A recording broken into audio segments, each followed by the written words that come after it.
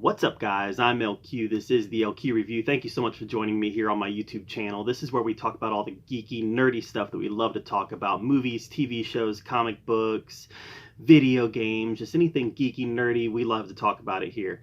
And, life has changed for everybody. We're on lockdown here in Ohio. There's nothing to do except stay in your house. So I've been able to get caught up on some TV shows, which means I'm also going to be able to get caught up on some videos, which I've actually been neglecting. I've fallen behind on a lot. I am working on my master's degree, and that's taken up a lot of my time. But let's get caught up in some stuff, and let's start with The Walking Dead. So we're going to kind of talk about episodes 10, 11, and 12 here. So Beta has definitely emerged as this huge threat. And we knew that he would. Anybody who's read the comics knows this huge threat that Beta is, and the role that Beta actually ends up playing in the Whisperer War. But the way that he infiltrated Alexandria, the way that he relentlessly went after Gamma, the way that his battle with Rosita, and by the way, how hardcore was Rosita to stand up to this giant? I love Rosita. I know that she doesn't get as much screen time as she used to, but I still love Rosita.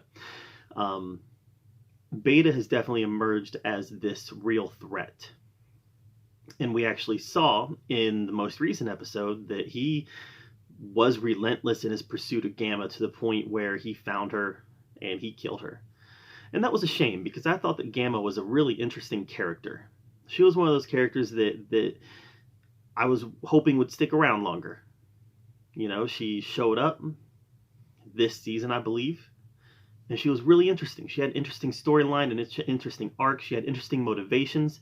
I feel like the show would have benefited from keeping her around because of how interesting she is as a character. But as The Walking Dead likes to do, they like to introduce people to kill them. Introduce people, make them integral part of the show, and then kill them. And they have to do this so they can keep from killing their main characters. Your Daryl, your Carol, those people.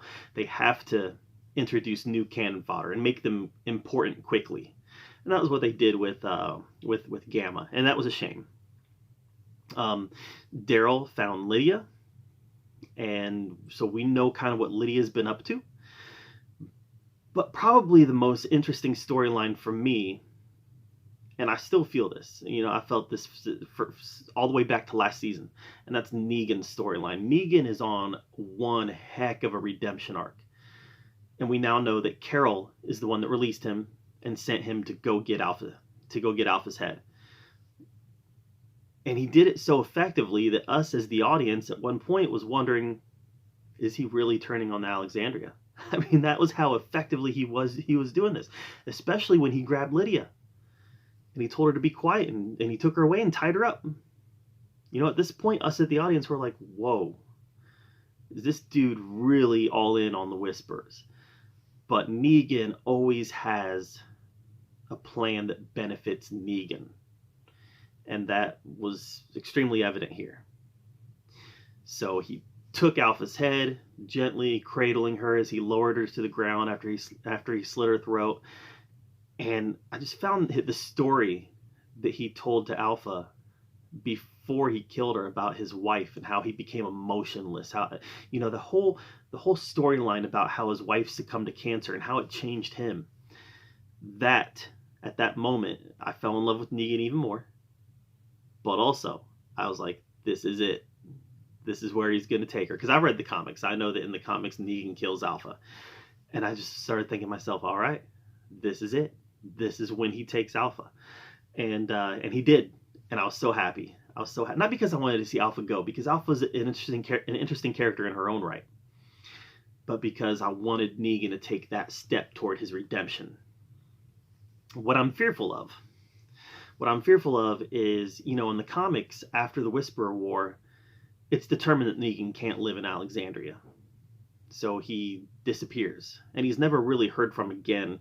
They allude to him a little bit in the last issue, but he's never really heard from again. And I'm hoping that they actually let him stay. The show has diverted from the comics in a lot of ways, and I'm hoping that here, after the Whisperer War, they actually let him stay. But I can't wait for that I can't wait for that Beta and Negan showdown. It's going to be great. It's gonna be great. I hope that he takes Lucille and does to Beta what he does in the comics. And I'm not, he doesn't kill Beta with Lucille in the comics, but there's something very specific that happens with him and Beta with Lucille in the comics, and I hope we get to see that on screen. Yeah, Hilltop has been burnt to the ground. A lot of carnage, a lot of damage being done to Team Alexandria, Team Hilltop, and waiting to see how this plays out. Poor Earl. Earl is another one of those guys. When Earl started getting more screen time, I knew they're going to kill Earl because he got way more screen time than he's ever gotten. And it was just another one of those character moments for Judith, who hasn't gotten a lot of character moments this season. I really expected to see Judith a lot more than we saw her this season. And we just really haven't seen a whole lot of her. So this was a nice character moment for her where she, number one, she killed a Whisper, realized that she killed a person. And then number two, she had to put Earl down. So good stuff for Judith. But overall, guys, this has been a really fun series of episodes of The Walking Dead. I've said it lots of times. If you're one of those people who jump ship during All Out War, maybe you were upset about Glenn getting killed and Abraham getting killed. Maybe you just felt like they were dragging it out too long. A lot of people felt that way. Maybe you just didn't like the hopelessness that All Out War had on our characters.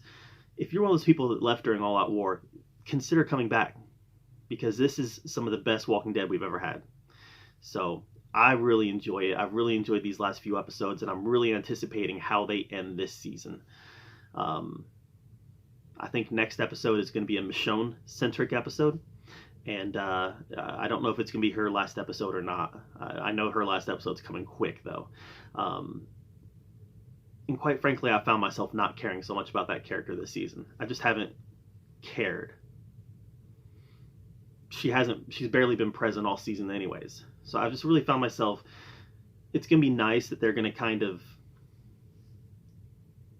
bring closure to her storyline, and I'm pretty sure she's going to end up going off searching for Rick, and she'll probably show up in the movies, is my guess. But I'm not going to miss her, because we haven't seen her pretty much all season anyways. So I've really enjoyed The Walking Dead this season. The last couple episodes have been great. What have you thought? Negan. Guys, Negan. I love this guy. I love that he has Lucille back also.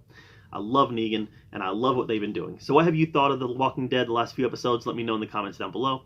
Thank you so much for joining me here at the LQ Review. Make sure you subscribe to my channel, and as always, thank you for being here, where we get to talk about all the geeky, nerdy stuff that we love to talk about. And until next time, we'll see you guys later.